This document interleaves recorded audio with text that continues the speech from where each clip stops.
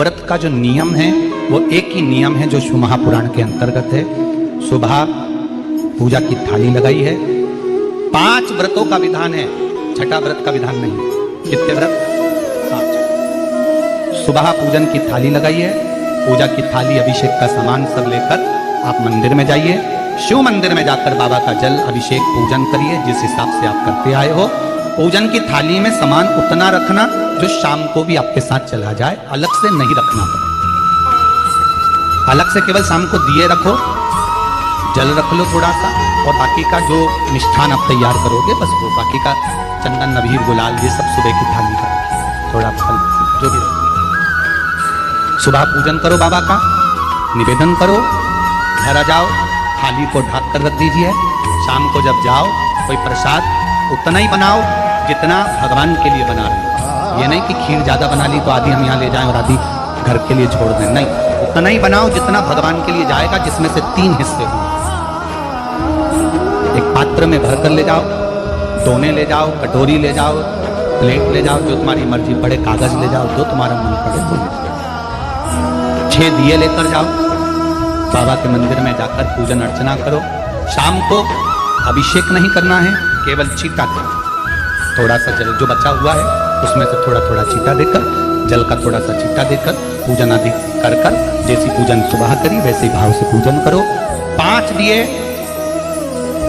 थाली में से नीचे रख दो, छठवा दिया भी नीचे उतार दो थाली में से। 5 दिए लगाना जब प्रसाद के 3 हिस्से पूरे कर दो, प्रसाद के 3 हिस्से रख दो नीचे, फिर दिए लगा दो 5। एक दिया उठाकर जिसको जलाया नहीं है वापिस अपनी थाली में रख दो। 5 दिए प्रज्वलित कर कर बाबा को निवेदन कर दो, बाबा आज मेरा पहला पशुपति व्रत, इसको स्वीकार करना। दिल से बाबा इस कार्य के लिए मैंने करा है, इसको स्वीकार करना। बहुत सुना बाबा पशुपति व्रत में कर रहे हैं, मैं भी पूर्व में ना जाने कितनी योनियां ली होंगी, कौन सा मैंने बेकार कर्म करा होगा जो आज मुझे दुख भोगना पड़े। इस दुख को आप मिटा सकते हो क्योंकि आपका नाम पशुपति नाथ है। आप इसको विनय करो, बाबा से विनती करो।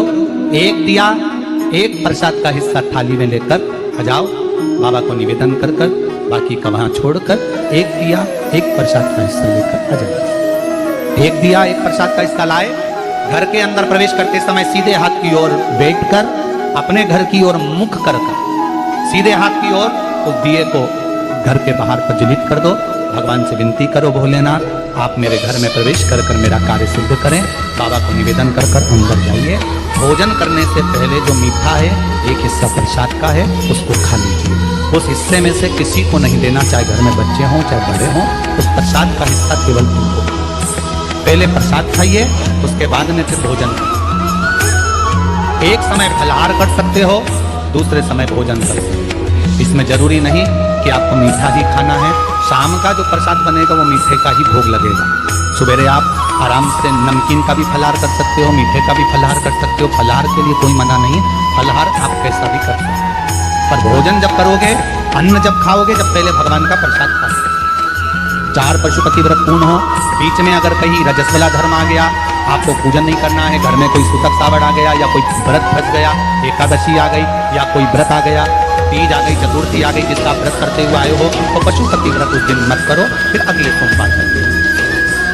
3 हो गए, 1 रह गया बीच का, उसको अगले में करो, वो चौथे में गिनती में आ जाए। 5वां छूट गया, कोई बात नहीं, 1 महीने बाद तो होगा, 8 दिन बाद तो होगा, 15 दिन बाद तो होगा, फिर उसको भी महाराज। ऐसे 5वां व्रत जब आए, 5वें व्रत के दिन शाम को जब पूजन करने जाओ, एक श्रीफल, कुछ रुपए, 11 रुपए आदि जो भी है, नारियल पर रखकर बाबा को विनय कर कर, बाबा आज मेरा पशुपति व्रत पूर्ण हो रहा है, आपकी कृपा हो, मेरी झोली भरना बाबा, विनती करो। और वो श्रीफल रुपया रखकर 5 दिए लगाकर, 1 दिया वापिस लेकर, एक हिस्सा प्रसाद का लाकर देहली पर अपने वही दिया लगाकर अंदर प्रवेश कर कर भोजन ग्रहण करो। बाबा को निवेदन कर लो। पशुपति व्रत का कोई उद्यापन नहीं है, पशुपति व्रत का एक ही उद्यापन है, जो श्रीफल और 11 रुपए आपने मंदिर में रखे हैं, वो उद्यापन के भाव से रखे हैं, भगवान को नमन कर कर। ये पशुपति व्रत। अब दुनिया के लोग इसको पशुपति व्रत को कहीं इतनी बत्ती लगा दो, तो इतनी बत्ती का दिया लगाओ, तो ऐसा करो, तो गलत। उसका नियम जो है वो एक, उस नियम के अलावा जो आप प्रेम से करो, स्नेह से, उसको दिल से बचाओ, मन से बचाओ। शंभो शरणे मांगो घड़ी रे घड़ी दुख काटो दया करी निदर्शन। आप दिल से उसका स्मरण। ये पशुपति व्रत, एक व्रत करने के बाद अगला जब व्रत करो तो थोड़ा रुक कर करना। एक साथ लगे लगाए व्रत ना करिएगा, थोड़ा रुक कर करिए, इंतजार करो 3 महीने का कि बाबा मेरी ऊपर कृपा जरूर करेगा। दिल से करा है तो वो दिल से देगा, झोली भर कर देगा, ये निश्चित है। उसका व्रत फल देता है। करना जरूरी नहीं है कि व्रत माताएं करेंगी, पुरुष कर सकता है, बच्चे कर सकते हैं, बूढ़े कर सकते हैं, बड़े कर सकते हैं, बेटा बेटी कर सकते हैं, नवयुवक बच्चे कर सकते हैं, पर दिल से करो उस पशुपति। कोई आपका दूसरा व्रत फंस गया है तो पशुपति व्रत को छोड़ दो। उस दिन आपका जो व्रत है, एकादशी हो, चतुर्थी हो, तीज हो, छठ हो, उसको कर। नवरात्रि फंस गए, नवरात्रि कर लो, उसके बाद कर लेना पशुपति। जितने व्रत रहना है उस व्रत के बाद शिव करना व्रत एक ही मंदिर में करना। जिस मंदिर में पहला व्रत करा है उसी मंदिर में 5 व्रत। ये नहीं कि हम मायके में 2 व्रत करके आ गए, तीसरा व्रत हमने ससुराल में कर लिया।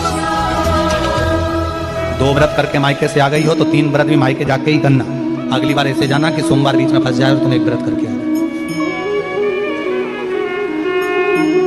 मायके में अगर व्रत कर रही हो तो अपनी पूजन का सामान अपने ही रुपए का होना चाहिए, मायके के पैसे का नहीं चाहिए। कुंवारी होती और तुम मायके के सामान से पूजन करती, अगर कुंवारी होती तो तुम्हारा वो पूजन लगता, पर विवाह होने के बाद, गोत्र बदलने के बाद आप अपना पूजन का धन अपना खर्च करें। हम तो यहां तक कहते हैं मंदिर में भी अगर लोटा भरा हुआ रखा है, मंदिर में बाल्टी भरी रखी है, आप पहले अपना कुछ रुपया दान पेटी में डालकर फिर आप उस लोटे का प्रयोग। पीपल के पेड़ के नीचे पूजन करने गए, आंवले के पेड़ के नीचे पूजन करने गए, बड़ के पेड़ के नीचे पूजन करने गए, किसी की लगी लगाई थाली मिल गई, सामान मिल गया, उसके सामान में से आप मत चढ़ाइए। आपके पास जो सामग्री है आप उससे पूजन। अपने पड़ोसी से 1 रुपया भी मांगकर भगवान को मत दीजिए। जिस भगवान को देते हो उस भगवान को बुरा लगता है कि मेरे सामने खड़ी होकर हाथ पड़ोसी के आगे फैला रही है, तुम मुझसे मांग, मैं तुझे झोली भर कर तो प्राप्त हुआ। बहुत सुंदर प्रश्न है आपका गुरुजी। पशुपति व्रत में जो 6 दिए लगाए जाते हैं उसमें पत्ती गोल लगाना चाहिए कि लंबी लगाना चाहिए? प्रश्न बहुत अच्छा है, एक बार जोरदार ताली बजाओ भगवती साहू के लिए। बहुत अच्छा प्रश्न। हमने पहले भी कथा में कहा कि शंकर भगवान के मंदिर में पार्वती भी है, शिव भी है, दोनों विराजमान। आप दोनों तरह की बत्ती शंकर के मंदिर में लगा सकते हैं। जहां देवी के मंदिर में अकेली देवी होती है तो वहां पर फिर लंबी बत्ती का क्रम आ जाता है। पितरों की पूजन हो रही होती है, लंबी बत्ती का क्रम आ जाता है। पर जहां पर देवाधिदेव महादेव भी हैं, पार्वती भी है, वहां आप गोल भी बत्ती समर्पित कर सकते हो और लंबी भी बत्ती लगा सकते हो, उसमें कहीं दोष नहीं। फिर आपने वर्णन करा 5वां व्रत पूर्ण होने पर 108 पुष्प या चावल बेलपत्र चढ़ाते हैं। सबको एक साथ चढ़ा देना चाहिए कि एक एक करके चढ़ाना चाहिए? वैसे शास्त्र रीति के अनुसार पशुपति व्रत में जो 5वां सोमवार पूर्ण होगा और आप 108 अगर कोई वस्तु चढ़ा रहे हो तो एक एक कर श्री शिवाय नमस्ते, श्री शिवाय एक एक कर चढ़ाना चाहिए। एक साथ हाथ में लिया और एक साथ नहीं, एक कर। बहुत अच्छा प्रश्न। एक प्रश्न जो आपने किया था उसका उत्तर इस कथा में चल रहा है। नंदी जो प्रश्न आपने तीसरा कहा है उसका उत्तर इस कथा में चल रहा है। कि आप कहते हो कि मंदिर से जाते समय नंदी के कानों में कहकर चले। बैठिए बैठिए। बहुत सुंदर प्रश्न है आपके, बहुत भाव से और आनंद से आपने करा और जनमानस के कल्याण के प्रश्न है। ये केवल आपके लिए नहीं है, ये सबके लिए इतने जोरदार प्रश्न है। जो गलती भी करते होंगे तो उसको सुधार दें। आपने कहा कि नंदी के कानों में कहना चाहिए। लोग हंसते हैं, कहते हैं बताओ वो नंदी के कानों में भगवान को कहना चाहिए। वैसे तो हम आपको एक बात बताते हैं कि दुनिया के लोग किसी दूसरे धर्म की कभी हंसी नहीं उड़ाते। दुनिया के लोगों को दूसरे का धर्म अच्छा लगता है। दुनिया के लोग सबसे ज्यादा हंसी उड़ाते हैं तो हमारे सनातन धर्म की भी उड़ाते हैं और खुद उड़ाते हैं, दूसरा उड़ाने वाला नहीं होता। दूर के ढोल हमें समझ में आते हैं, उसका धर्म हमें समझ में आ गया, उनका क्या है ऐसा है, आओ कुछ नहीं, उनके धर्म में ऐसा है, कितना आनंद हमें दूसरे के धर्म में लग रहा है, हमारा सनातन धर्म हमको बुरा लगता है, हमारे सनातन धर्म में बुरा लगता है। अरे भाई, लोग कहते हैं कि नंदी के कान में कहते हो, ये कोई हमारे पुराणों में या शास्त्रों में लिखा है? भगवती बहन साहू, आपको धन्यवाद देना चाहूंगा और एक बात कहना चाहूंगा, जितनी भी शिव महापुराण के अंतर्गत चाहे उपाय जो बताए जाते हैं कि बेलपत्री ऐसे चढ़ाना, काली मिर्च ऐसे चढ़ाना, चावल ऐसे चढ़ाना, धतूरा का क्या महत्व है, शमी के पत्ते का क्या महत्व है, बेलपत्री के पत्ते का क्या महत्व है, ये जितनी भी बातें बताई जाती हैं ये सब पुराण के अंतर्गत से बताई जाती है। अब दुनिया के लोग इसको चाहे टोटका कह दें, चाहे दुनिया के लोग इसे टोना कह दें, पर पुराण से हटकर कुछ नहीं। और आप लोगों को अगर बोला है कि नंदी के कान में कहकर भगवान शंकर के मन में बात पहुंचे, तो ये क्यों कहा, तो ये भी हमारी शिव महापुराण में लिखा है जलंधर के चरित्र में। कोई आपसे कहे कि नंदी के कान में बोलने से क्या होता है, ये जलंधर का चरित्र कह रहा है। मां पार्वती जी का हस्त कमल पकड़कर जलंधर लेकर जाने लगा, वृंदा का पति लेकर जा रहा है। वृंदा तो भगवान की भक्ति में लीन रहती थी, उसको तो जलंधर को सबसे ज्यादा तकलीफ थी नारायण से, पर शिव के पास आ गया क्योंकि ईर्षा प्रवृत्ति, अभी कथा में कहा कोई ऐसा होता है जिसको तुमसे देर नहीं होता तो भी अंदर से ईर्षा जाग जाती है, कोई ऐसा होगा जिसको अंदर से ईर्षा जाग, अपने आप अंदर से ईर्षा जाग, उसका कोई देर नहीं, ईर्षा जाग भीतर। ना आप उससे मिले हो, ना कभी वो आप उसके सामने बैठे हो। कई लोग किसी ना किसी की बुराई करते हैं तो हम लोग पूछ भी लेते हैं, क्यों साहब उनसे मिलकर आए हो क्या तुम? कभी नहीं मिल किया, कभी उनका सामना हुआ नहीं हुआ, तो फिर बुराई क्यों कर? एक ने कर दी थी इसलिए हमारे ध्यान में था तो हमने भी कर दिया। वो कुआं में डूब के मरेगा तो तू भी मरेगा का? नहीं। नंदी सामने बैठा है, गणेश जी को मालूम पड़ गया, कार्तिकेय को मालूम पड़ गया, मां पार्वती जी का हस्त कमल जलंधर ने पकड़ लिया और लेकर चला।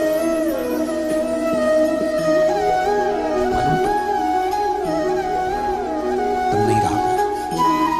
गणेश जी को क्रोध आ गया और गणेश जी महाराज आए, शिव जी को जगाने लगे, पिताजी पिताजी पिताजी कर जगाए, उठो पिताजी, पिताजी उठिए, पिताजी जागिए, पिता को जगा रहे। भगवान शंकर नहीं अपने लिए क्या करें हम? जलंधर के पास में इतना बल है, इतना बल है, और पिता की आज्ञा नहीं होगी तो हम कैसे मार देंगे इसको? मारने को तो मार दें। मां ने आज्ञा करी थी कि जलंधर उसको तारकासुर को मार दो, तो कार्तिकेय ने तारकासुर को मार दो। शिव जी की आज्ञा नहीं तो हम उसको कैसे मारें? क्या करें? सब कुछ गणेश जी ने देख लिया, शंकर जी के ऊपर बहुत बहुत बहुत बहुत प्रार्थना कर कर देख ली, पर शंकर जी नहीं जागे। तब आखिरी में विनायक ने, गणेश ने, जितने लोग आस्था चैनल पर कथा सुन रहे हैं, जितने लोग फेसबुक यूट्यूब पर कथा सुन रहे हैं, इस बात को याद रखना कि नंदी के कान में कहने से क्या होता है वो ये इस कथा से सीख लेना।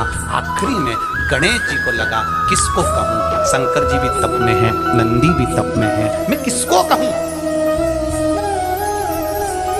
शिव जी को कह के कर थक गया, पिताजी को बोल बोल कर थक गया, पिताजी जाग गए। अब मैं किसको कहूंगे? किससे?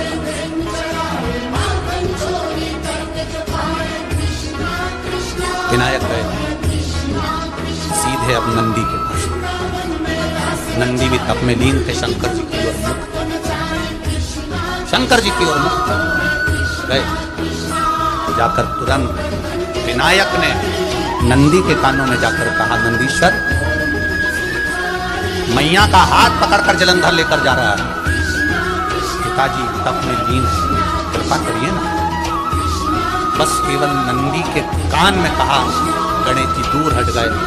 नंदी के कान में कहा, शंकर जी के नेत्र, शिव जी के नेत्र को ले। ध्यान देना जरा, इस शिव महापुराण की, आशुतोष शिव महापुराण की कथा, जो कथा यहां कही जा रही है, ये कथा पहले के चरित्रों में सुनने को नहीं मिली होगी। जरा ध्यान देना इस संवाद पर, जितने लोग आस्था चैनल पर, जितने फेसबुक यूट्यूब पर सुन रहे हैं। सनातन धर्म की हंसी उड़ाने वाले कहते हैं नंदी के कान में कहने से क्या होता है, नंदी के सामने जाकर बोलने से क्या होता है, नंदी के पास बैठकर बोलने से क्या होता है, नंदी के पास बैठकर शंकर जी का मात्र दीदार करने से क्या होता है, दर्शन करने से क्या होता है। वो अच्छे से समझ लेना, जो लोग सनातन धर्म पर उंगलियां उठाते हैं वो अच्छे से समझ ले पाते।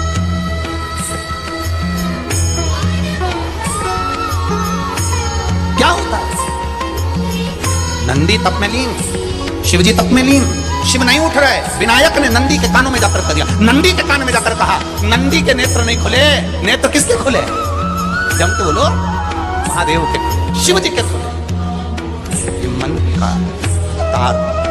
नंदी शंकर की आराधना कर रहे थे, शिव अपनी भक्ति में डूबे थे। यहाँ कहा, यहाँ पहुंचा, जो दिल में था उस तक बात पहुंच गई।